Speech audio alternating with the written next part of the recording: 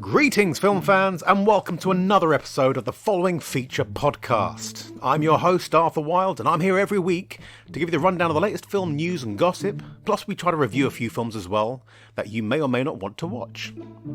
I don't know, it all depends on what I tell you about them, I guess. But I know what you're thinking, let's get straight off the bat here now. It's Wednesday. Why the fuck is there a podcast coming out now, and where was the one on Sunday? Well, my life doesn't really go to any kind of schedule, and as much as I try to make this a routine and a consistent thing, that's not always possible. The weekend was quite a busy one. Friday, your boy was out making a TV show, had dialogue and everything. Had a great time, but it was a 2-hour drive there, a 13-hour shoot, followed by a 2-hour drive home, and I was cream crackered. So whilst I tried to rest on Saturday, I actually ended up having guests around. I had company, and that turned into an all-day session, which went through till about 2:30 in the morning. And it didn't really get much sleep because, you know, Sunday morning I had to get on with it, and there was all kinds of football training, and then there was just hosting my nephews for the afternoon and watching movies together, and all sorts of things were going on. And I ended up passing out pretty early in the evening. So by the time Monday rolled around, I wasn't even aware that I'd missed Sunday. That's how hectic my weekend had got.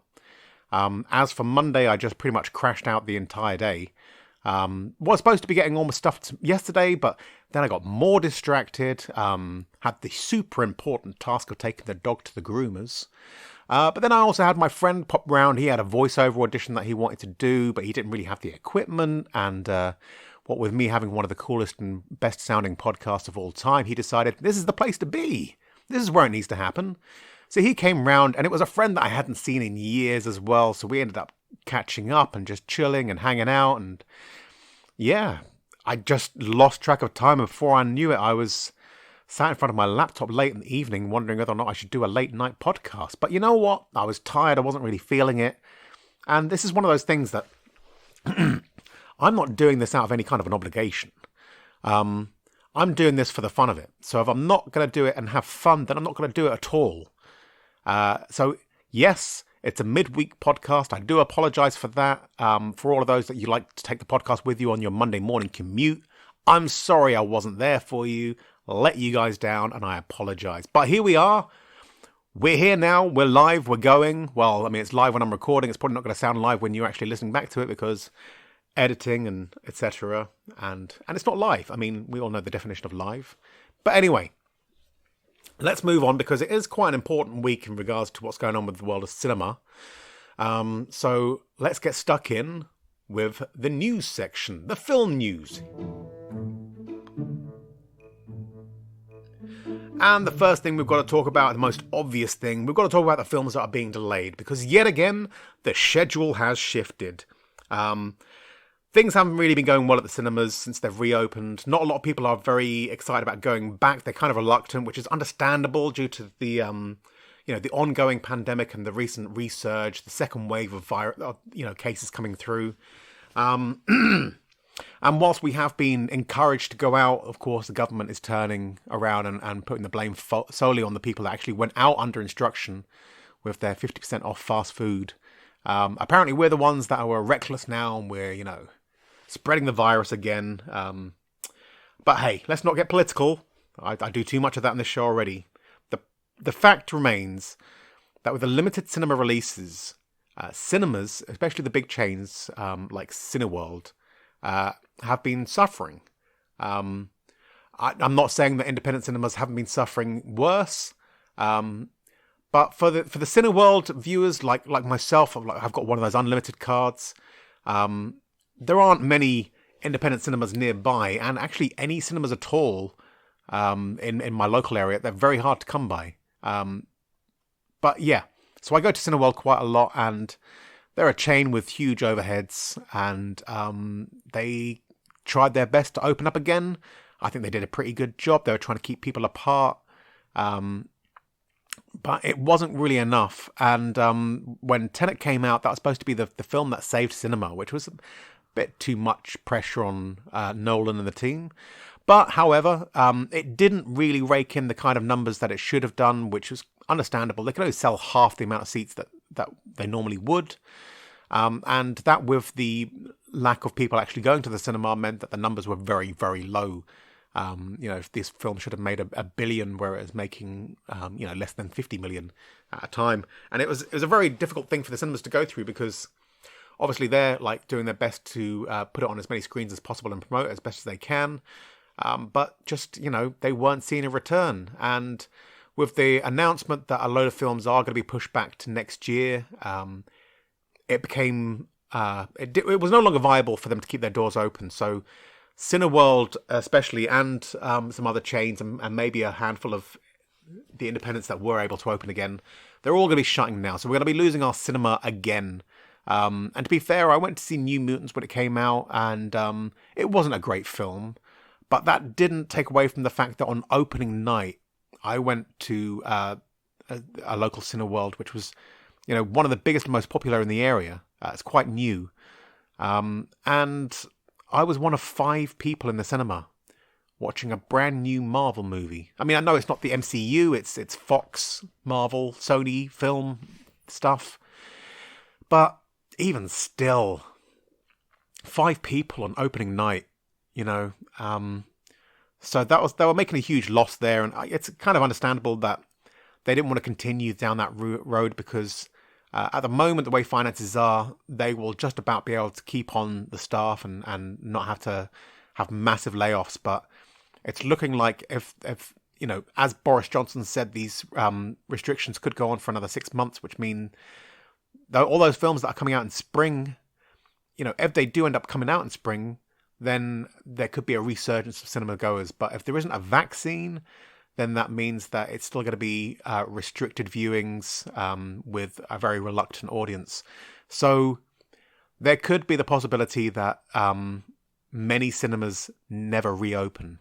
And this is a genuine concern for film goers and people who are involved in the arts. As I say, it's not just Cineworld. They are part of a corporation. However, they do employ thousands of people across the country. So it is quite a serious predicament for them to be in.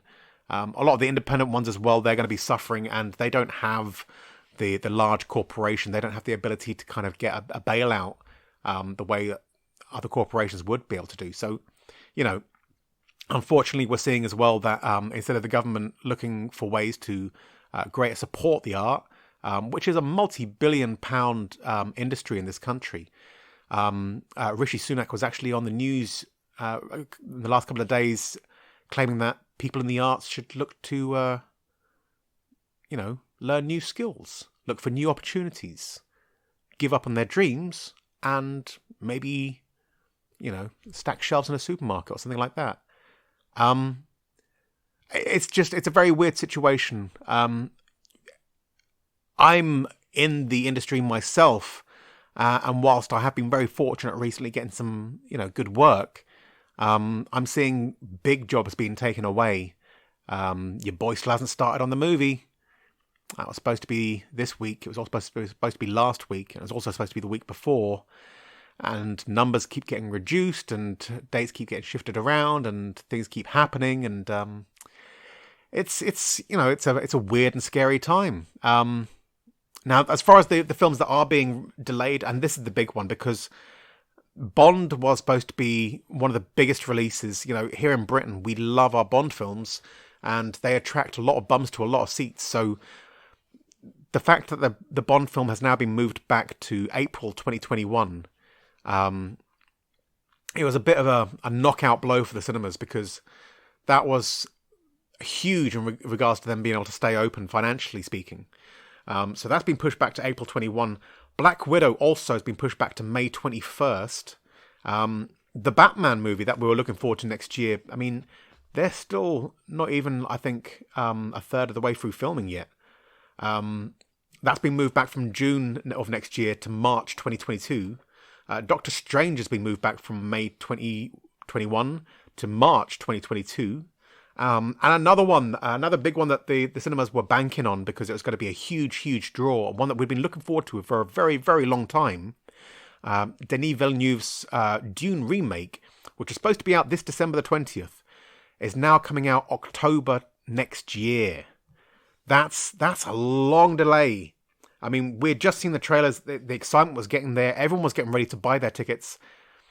It's not going to happen. Ghostbusters Afterlife, one that my generation had been looking forward to hugely. If not just to see like another Ghostbusters of the Ghostbusters outing of the original crew, but also to kind of plaster over the mistakes that were made in the Ghostbusters reboot. Ghostbusters Afterlife was supposed to be coming out July this year, and it's now coming out March next year. So again, it's kind of becoming part of this really crucial spring lineup that we it's going to be pivotal to the ability for a lot of cinemas in this country to stay open. John Wick 4 has been moved back. That's not coming out next spring now. Well, actually, it's supposed to be coming out May next year. It's actually coming out May 2021 instead. So that's been pushed back an entire year. The Kingsman, otherwise known as Kingsman 3, that was supposed to be coming out this September, so this month.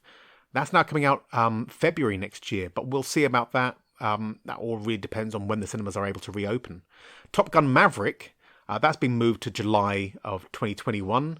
Venom, Let There Be Carnage, that was supposed to be out this October. That's been pushed back to June 21st. Wonder Woman is the only one that's still scheduled for release on Christmas Day. But you know what? Watch this space.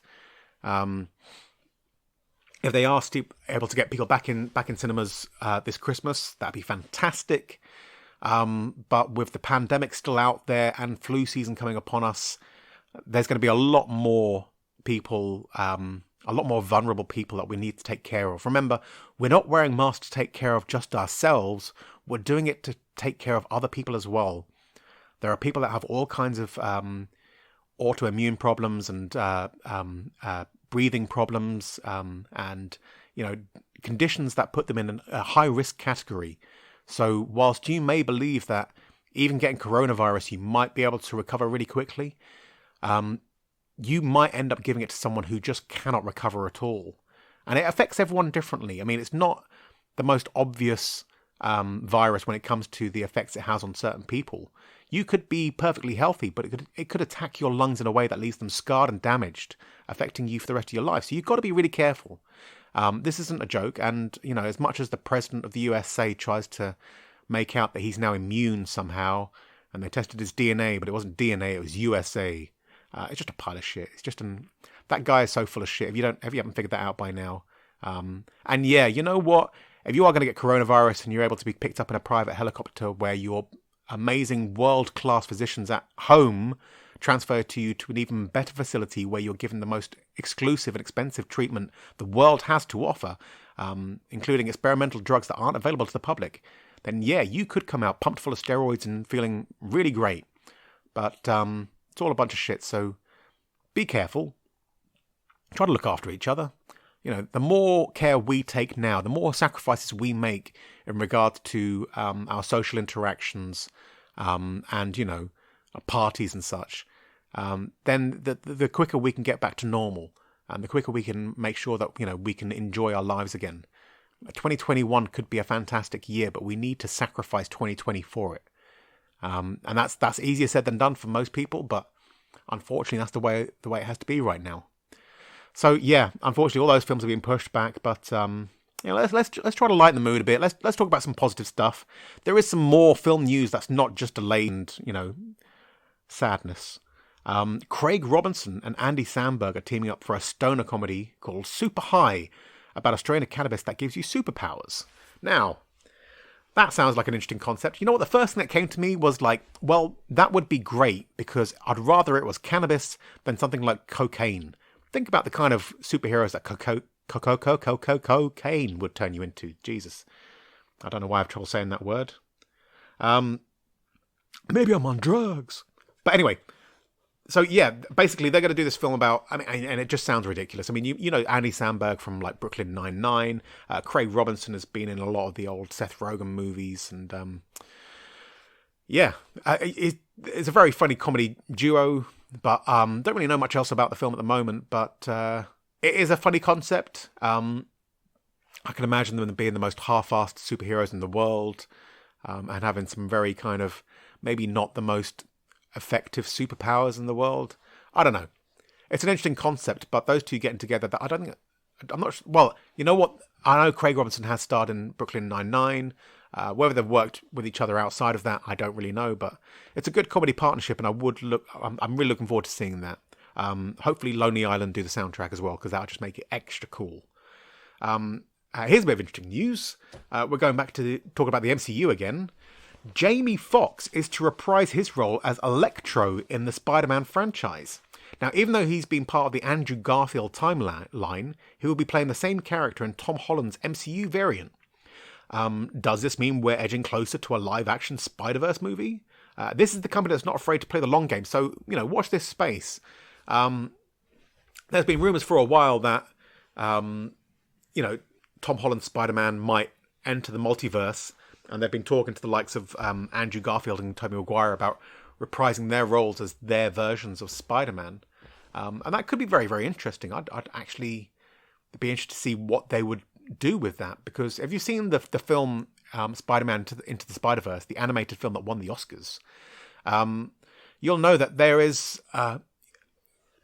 there's the concept that will prove very popular, that there are many different variants of Spider-Man throughout multiple different, parallel universes. And one of the things that we've seen in the DC TV series recently, they did Crisis on Infinite Earth, and they managed to cross over a load of different Superman characters, which was quite interesting. They had the current Superman. I don't even know who he is. I don't watch the Supergirl TV series, but apparently he's getting a spin-off. And although they're making it into another rom-com, another Lois and Clark thing, so that sounds like a pile of shite. However, they did do a crossover, and they brought back Tom Welling, Smallville Superman, and they had Brandon Routh from Superman Returns, a film that I feel is quite underrated. But then a lot of people didn't like Superman Returns, and I can kind of understand what they're saying. It was a bit more of a kind of romance story, a bit more of a drama. What I feel was pivotal in that film flopping was the fact that they edited a lot of stuff out. I came across once a version online called Superman Restored, and there was 15 minutes missing from the beginning, and it's all the story of what happened to Superman, why he went back to Krypton, what happened when he got there, why he had to leave and come back to Earth, why he came back in such a state, and what was really affecting him, what he'd learned about his people, his past, his family. Yeah, and they decided to cut that out of the film, meaning that the rest of the plot was losing a lot of context. And I tell you what, it makes such a huge difference. But I do think that was a lovely film. I don't think Kate Bosworth was a very good Lois Lane. She kind of missed the point of that character quite a bit. But the disgraced Kevin Spacey was ideal as Lex Luthor. If anything more so now with his current reputation. I'm not saying he should be recast in the role or anything like that, but it's been an odd group of people playing that character. I think Gene Hackman is probably the best, but it looks like so Jamie Foxx is playing that same character as you remember from The Amazing Spider-Man 2. He was one of the main antagonists against Peter Parker. Not a great film, and they maybe didn't use his character very well. He gave a great performance, but the film was a bit of a mess. It was a little bit all over the place. But bringing him in, whether he'll be in the same universe as Andrew Garfield's Spider-Man, whether he's coming across from that, or whether he's just another iteration of that character turning into Electro, I don't know.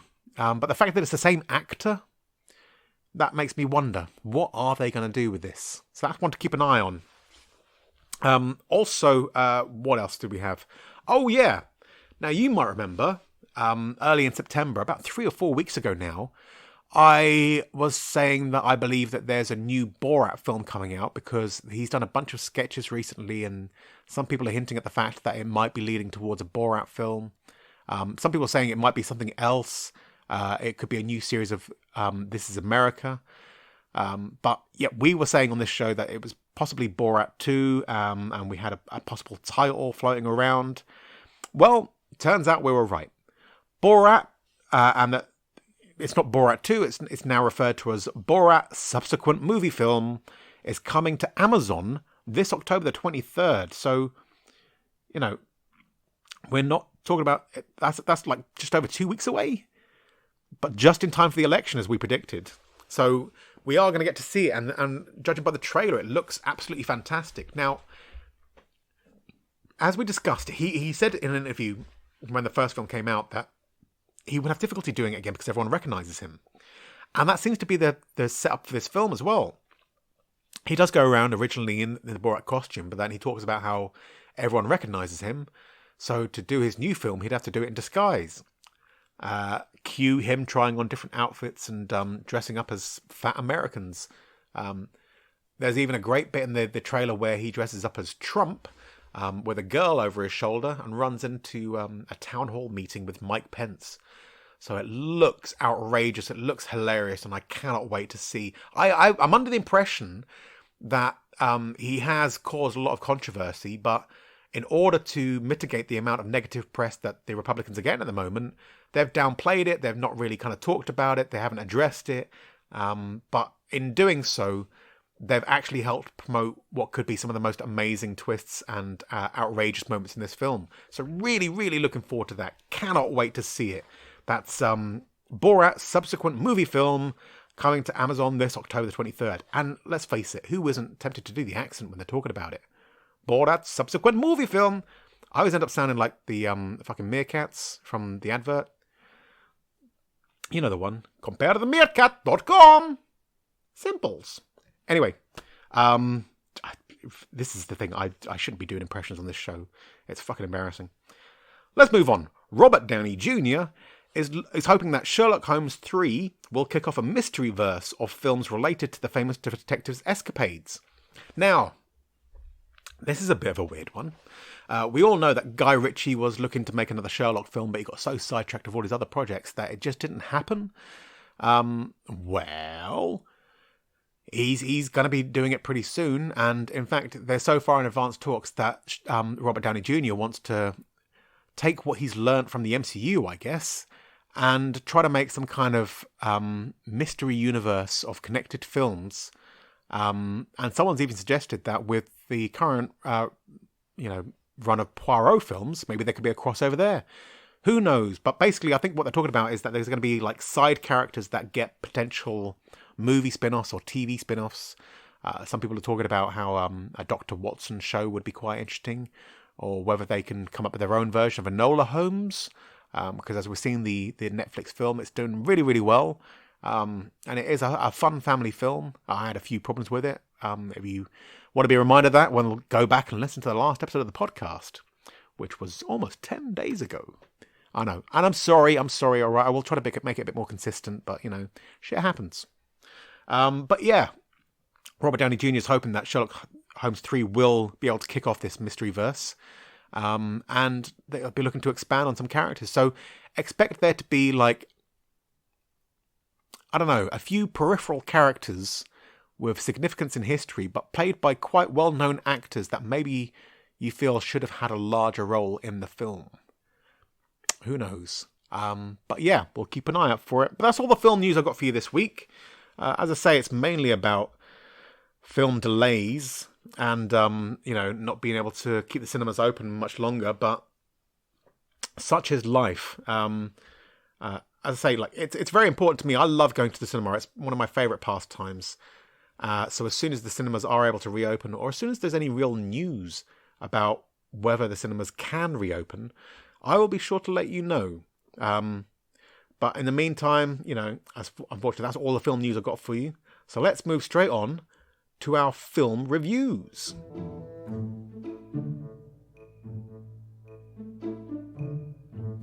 Right, now this week, as promised, we're doing documentaries.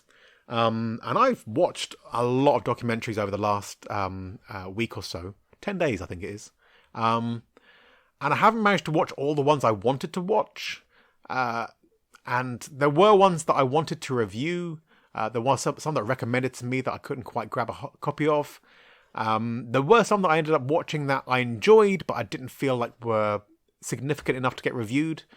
For example, I watched Inmate Number 1, the story of Danny Trejo. If you don't know who Danny Trejo is, you probably know him as the mean Mexican in every single fucking film. And it's an amazing story. He basically he came from a broken home in a very poor neighborhood with an uncle that was on drugs and involved in crime. he ended up getting led down that very same path, and it wasn't long before he found himself in the world's, or in America's most notorious prison, where he established himself as a boxing champion. And when he got released from prison, and he was in prison for like armed robberies, he was a real mean dude, and he had this persona as the mean Mexican, and so he had his body covered in tattoos and to make him look even more intimidating. But then when he got released from prison, he realized that he really wanted to turn his life around, and he wanted to make sure that he didn't follow the same path as his uncle. So yeah, he became a drug counselor. He became a very supportive guy. He tried to help somebody every single day. That was his mission, and he really turned his life around for the better. And eventually he got picked up to be an extra in a movie, and with his look, he got cast as inmate number one, cholo number one, gangster number one, all these kind of different characters, until someone decided to take a chance on him, give him some dialogue. And more and more and more it built up until, I think he's registered now over like 350 films, including kids' films and dramas. The guy's a good actor, and he's done a lot of great work, and he's just an amazing character as well. So it's a great documentary to watch, but it's more of a kind of a tribute to an actor by fans, really, and it really does appeal to the fans. So give it a go. If you're not a fan of Danny Trejo, you'll find it interesting, but it's more kind of directed at people who want to know the details of his life, people that already had an interest in who he was as a person and just wanted to know more. So I'm not going to review that one, but yeah, honorary mention. Give it a try if you happen upon it. The first one I'm going to review this week, though, is Virunga. Now, Virunga is named after the national park in the Congo, and it tells the tale of the conservationists who fight to protect it. And by fight, I mean fight. Whilst they struggle to keep British oil company Soco International from exploring oil drilling opportunities on protected land, they also have to fend off poachers who will just as easily shoot a ranger as they would a gorilla. And with the number of these beautiful creatures already dangerously low, it's no longer just a battle, they're at war. Something which becomes a reality when the violent M23 rebellion begins to turn their attention to the park. And when the soldiers head in their direction, it's up to the wardens and staff alone to protect the last remaining mountain gorillas in the world. Now, I'll be honest, I didn't know much about this documentary when I first started watching it. And I kind of got the impression it was going to be about how difficult it is to ensure the survival of these gorillas. But this film is so much more. This is a real tale of how people they're not just doing this because it's a job. They go to this park every day knowing that what they do, the work they do, is vital for the survival of the species. And it means so much to them that when they're threatened with, the kind of danger that no one would want to face, an armed militia, a ruthless, bloodthirsty militia, heading towards you, determined to destroy everything that's there and kill whoever stands in their way. And they will kill the gorillas as well. And they're the last ones in the world. So these people, and they're basically like glorified veterinarians.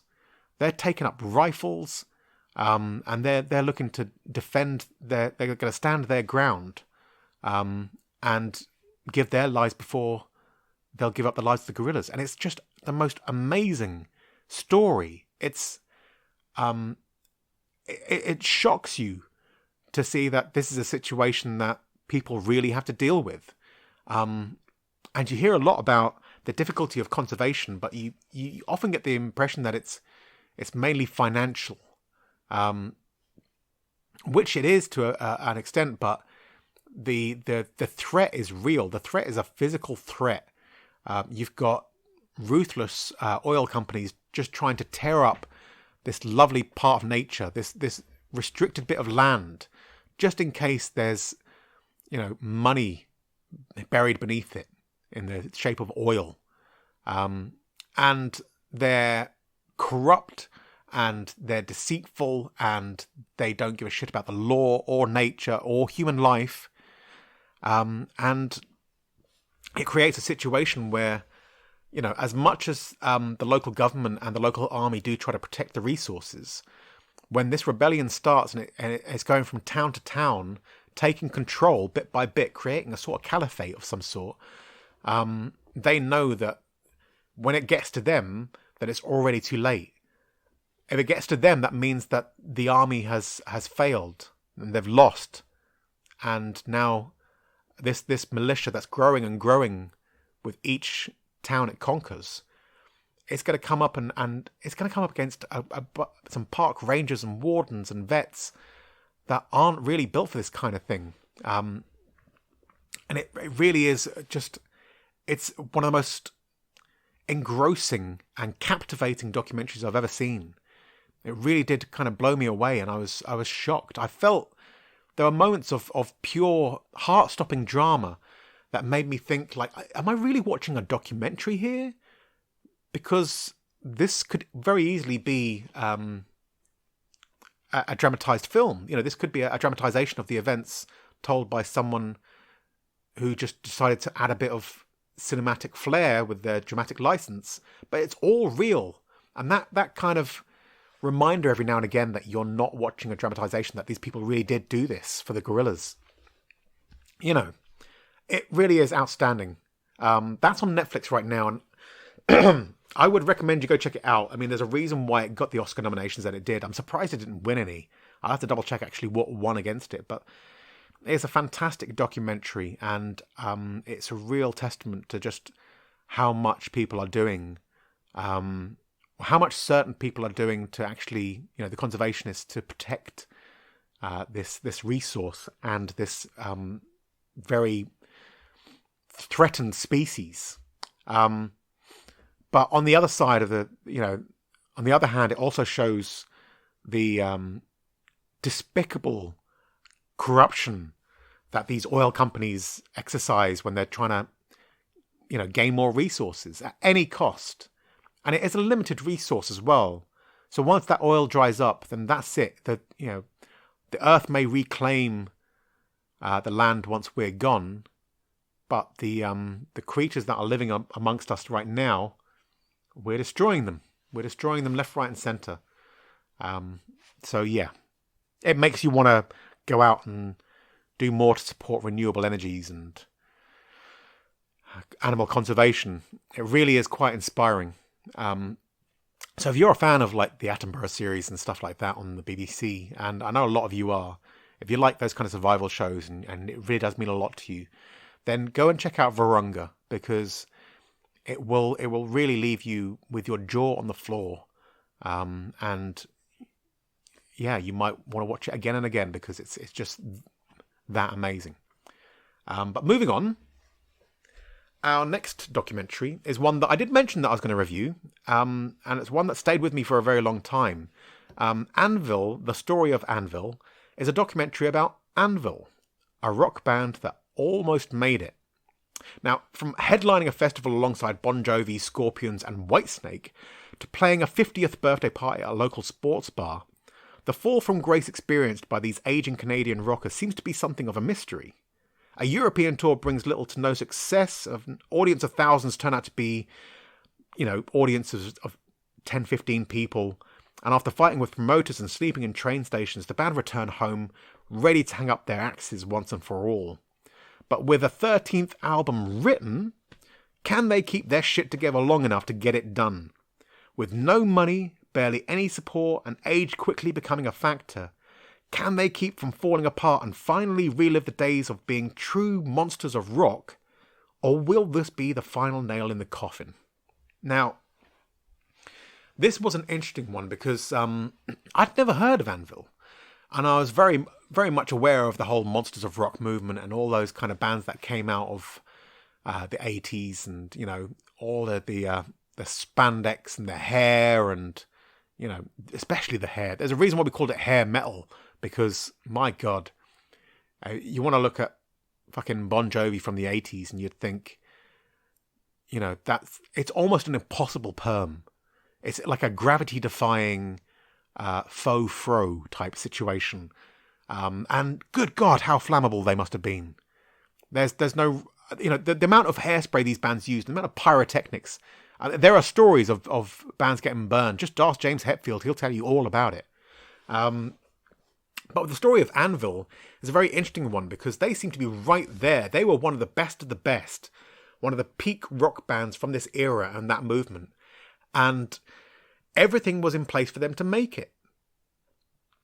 Skip forward 20, 30 years and, one of them is a delivery driver bringing food resources to schools and care homes.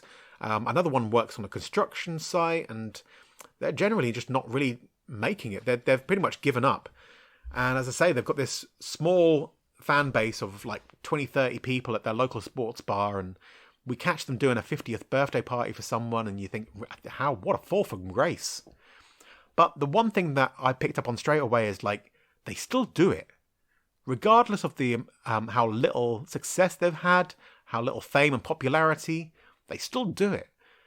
And one thing that's pointed out to me, because I wanted to be a rock star in the past, and I was a lead singer in a band for a while, but a friend once told me, my friend Peter Jones, who I haven't spoken to in a long time actually, he was a road manager and he worked with many, many bands. I remember him, when he'd be rolling through town with bands, he'd give me a call so I could come and meet him and just jump on the van and just tour around the band for a while. And it's one of the reasons why I very briefly, for like a weekend or so, became a roadie with Biffy Clyro. This is back like 20 odd years ago, before they actually like moved to a big label. And we used to just sit around, and I remember sitting in hotel rooms with a PS2 playing FIFA with the boys until 5 a.m. under the influence of all sorts.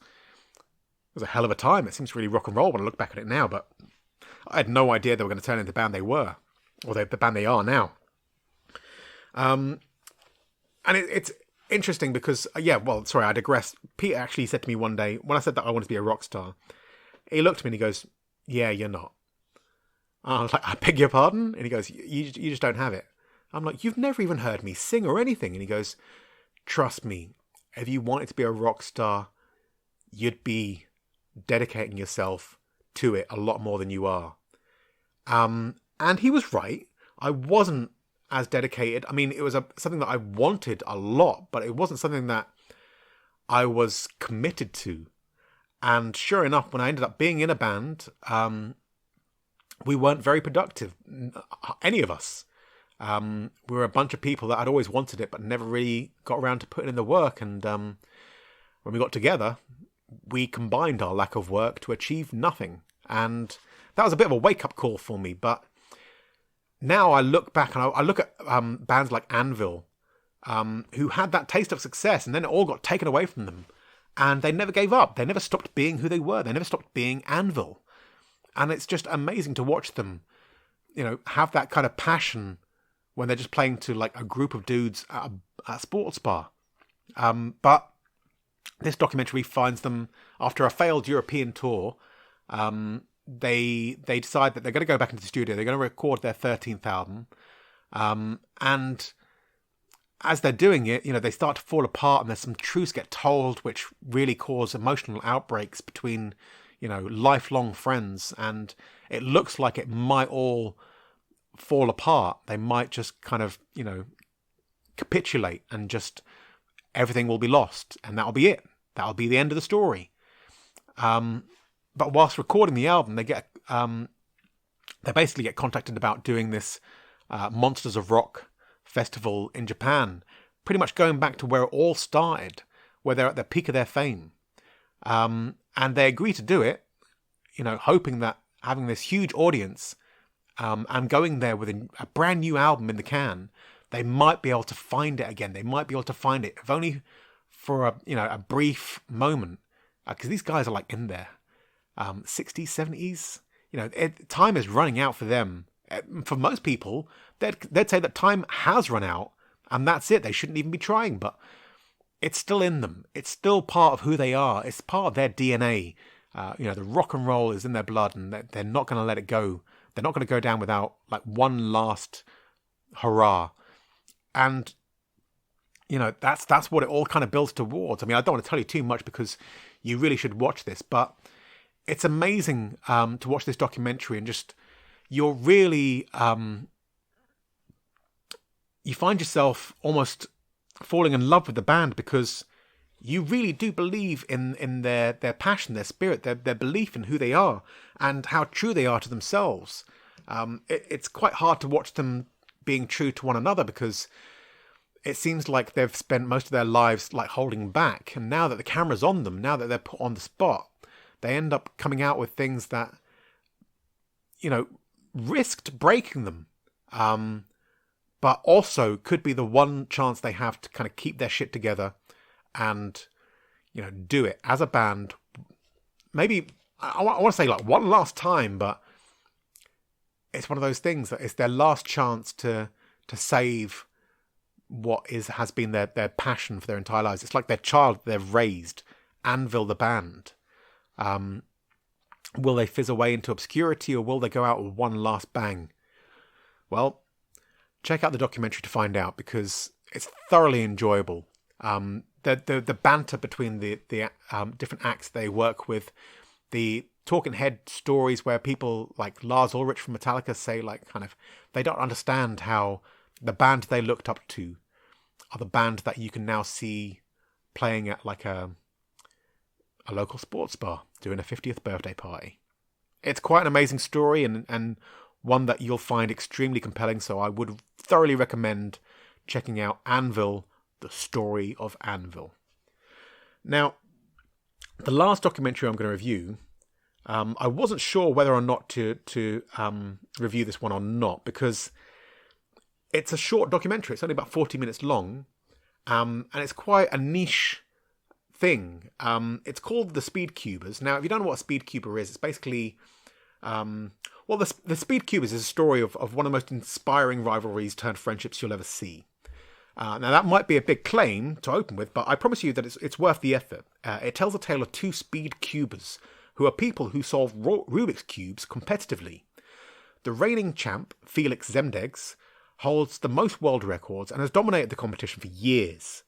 His only true rival is Max Park. Max was born with autism, and his parents had struggled to help him communicate and develop social skills, until one day, what his mother considered to be a simple toy became the key that unlocked the world to him.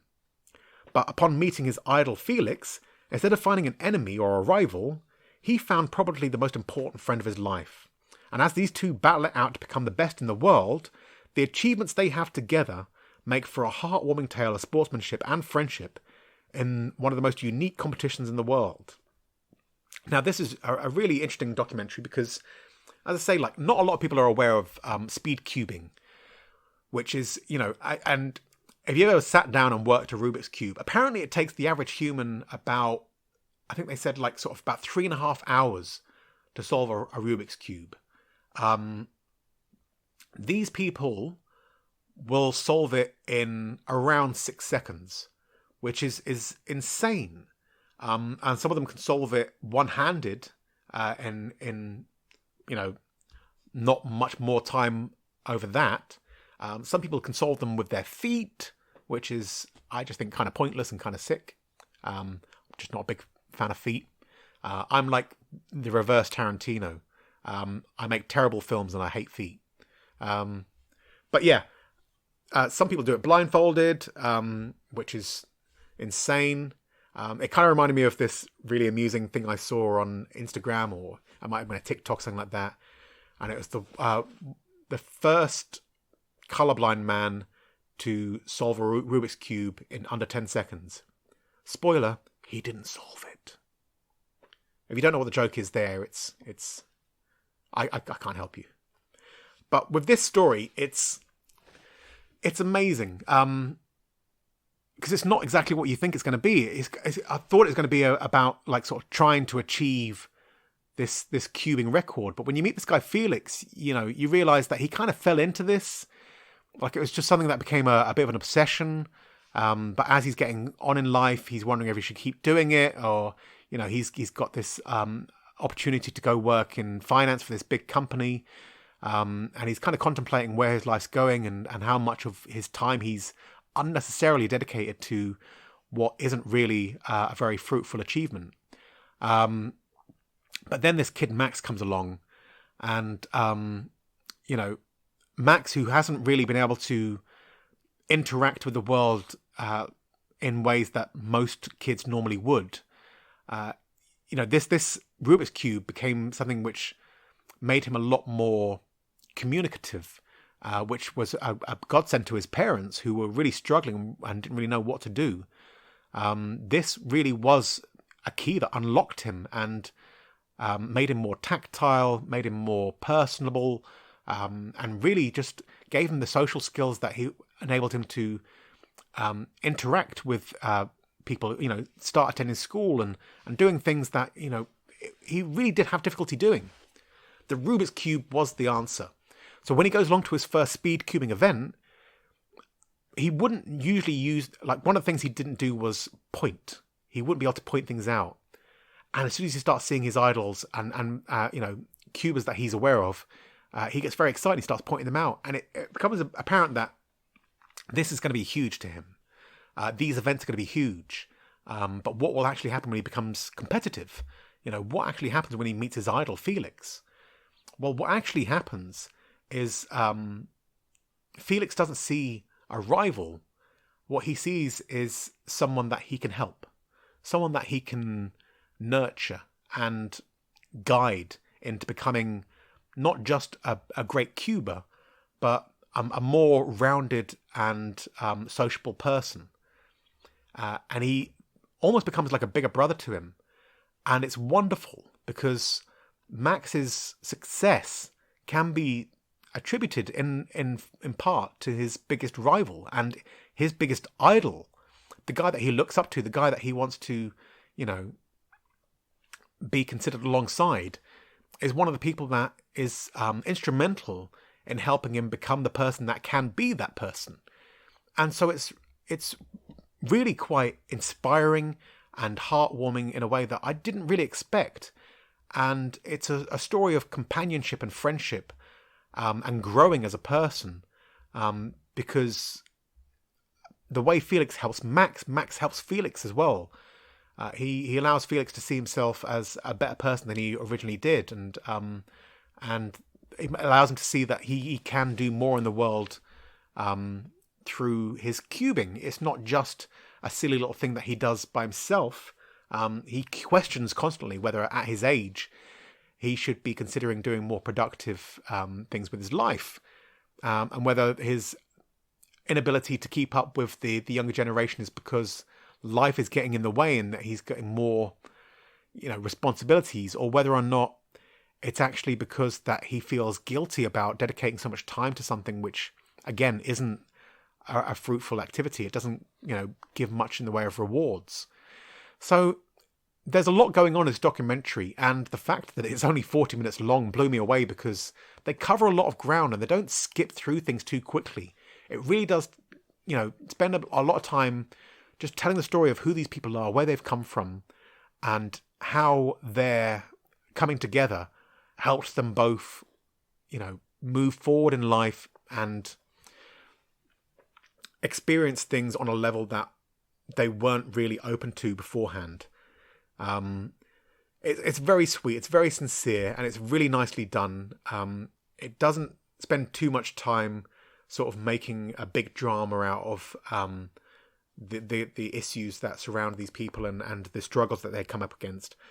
But what it does is really focus on how coming together and working together, and how friendship and companionship can be just so important and huge to some people. The unexpected friendships you gain are sometimes the most important ones that you have in your life. And it's something that I experience quite a lot too. Working in the film industry, you're quite often working with a group of people you've never met before, and you'll end up being stuck in a room with them for like on Friday. I was with a lot of people that I'd never met before, and the shoot was 13 hours. And it was a difficult one as well, because whilst a lot of the extras or supporting artists were able to take some time to sit down in the holding area and chill out, have a cup of tea, maybe have a sandwich, a couple of snacks, and just chat and watch YouTube and all that kind of jazz, Your boy here, I had quite a big part. I was background, but it was a featured part with dialogue, and it meant a lot of interaction with the main cast. It meant rehearsals. It meant having a mic strapped to me. It meant having hair and makeup done, and it was a very difficult thing to do as well, because when another character is projecting in the way that the characters, the lead principal actors in this were, because of COVID restrictions, when the camera's facing them, I had to still be there for the eye line and like sort of point of reference and all that kind of jazz, but I had to wear a mask over my face and goggles over my eyes, which was bizarre as hell. And it felt like I was scuba filming. It was a really weird situation, but completely understandable and completely necessary. And so therefore I didn't really complain about it. Just kind of let it be. But it was a weird situation, because then when the cameras are turned around and suddenly I had to do my bit, you take this mask off, you take this goggle off, and suddenly you've got like red marks on your face. My beard was all messed up and sweaty. And it's a job for hair and makeup then to come in, whilst keeping restrictions. They've got to keep all their masks and goggles on as well. And it's really difficult for them to be able to do what they do without, getting too close. I mean, they've got to physically touch you, so it's really hard to keep a distance. And the way we got around that, and the way we managed to keep everyone safe, is that we went for a test earlier in the week, then isolated the rest of the week, and then filmed on the Friday. So, and then whilst we were there on Friday, we got tested again, and again, all negative results so far. I'm doing well. But yeah, it's just a weird situation at the moment. But when I tell you that the industry is working extremely hard to make things happen so that you guys, everyone, gets to watch the films and the TV series that they love. I know when EastEnders was off air, that's a show that I've worked on quite a lot. And I got bombarded with messages. When is it coming back? When is it coming back? What are they doing? What's it doing? And, the thing was, for the longest part, they weren't actually using a lot of background actors. So I didn't really know what was going on. And I was as much in the dark as anyone else.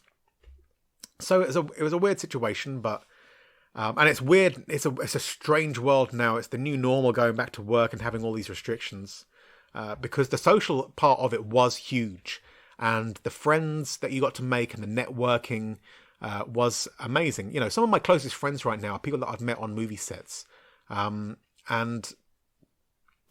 I don't really get to see them much. Even when we are working together, we have to sit apart from each other. We have to keep our masks on, and it's difficult. And as much as I want to be networking with these new people, like the guy Sam, who I was working with on Friday, because he was the other speaking supporting artist, we got to hang out with each other all day. And whilst we did get to talk, we couldn't really talk too much, because in between shots we did have to keep separated, we did have to keep our masks on, and that kind of communication, especially when you're on set and lighting have things to do, and sound have things to do, the director has things to do, art department have things to do, the cast have things to work out, people need to get their marks set, and so you can't really sit there going, right, you see the match the other night, yeah, what was Wenger thinking? Always trying to walk it in. Sorry, that was an ITC crowd quote. Wenger hasn't been in charge of Arsenal for a very long time. And let's not talk about football. I'm a Man U fan and I'm not really happy at the moment. C'est la vie. But yeah, the unexpected companionship of friends from random encounters, it's one of the most glorious things about life. It's one of the most exciting things about going out there and interacting with the world, is that you don't know who you're going to meet. You don't know. You could be meeting your new best mate. You could be meeting your new girlfriend. You could be meeting your new boss. There are people that I've met on set that I've ended up collaborating with on films, short films and like sort of little projects they're doing. And I've got an idea for a feature myself, which would involve bringing in a cast and crew. And I'll be honest, a lot of the people that I'm thinking of, getting involved are people that I've met on set. So I could empathise a lot with the unexpected friendships that these guys found through cubing, because I've had it a lot myself. And the weird thing is, what I've found through doing film work is that I've learned a lot about who I am and what really excites me, what really kind of gets me going, what inspires me, what motivates me. I found when I'm doing office work, even if it's just down the road, even if it's like 5 minutes away, I'm always about like 6 minutes late. But you tell me to be on a film set that's like 125 miles away and I've got to be there for 5:30. I'll be there at 5. I don't fuck around. That doesn't always work out. People tend to drive like idiots in the rain and I end up getting caught in tailbacks on the M1 and just ridiculous situations like that. But yeah, for the most part, it's always been a very productive and fruitful encounter. So I'm grateful for all those weird friendships and relationships that I've gained throughout the years. So long may it continue. I don't know when I'm going to be working next. I've got nothing lined up at the moment. I'm supposed to be back on the film next week, but I'm supposed to be on the film this week, so we'll see what that happens. I'll let you know this Sunday, because the podcast should be going back to its usual slot this Sunday. Again, apologies. Things just happened. Life just kind of happened, and I ended up getting way too busy, lost track of time, and suddenly it's fucking Wednesday. But here we go. We've had another podcast. I'm so glad I got to speak to you guys again. I miss you guys, even though you're not here to actually, applaud or whatever. I know you're listening, and I appreciate the fuck out of you. So, for this week at least, or at least until Sunday, I wish you peace, love, and empathy. Enjoy the rest of your week, and enjoy your movies. Take care.